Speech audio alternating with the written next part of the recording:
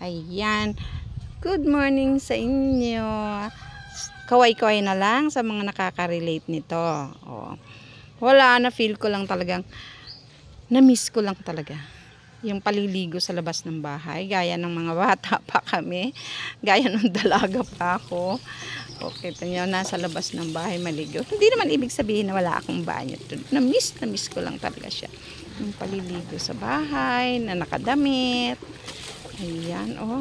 Buti na lang ngayon dito sa amin, sa aking maliit na farm, andi ang water. Andi yan.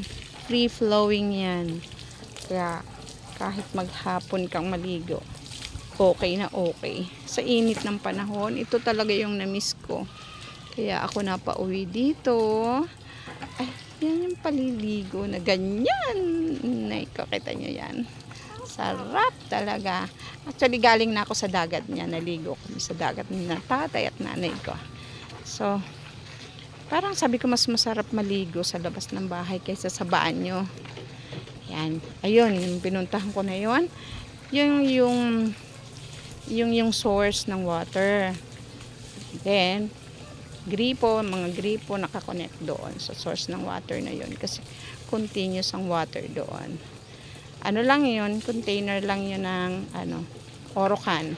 So doon nang pumupunta, then i-connect doon yung mga gripo-gripo papunta sa kusina, sa banyo, sa kung saan.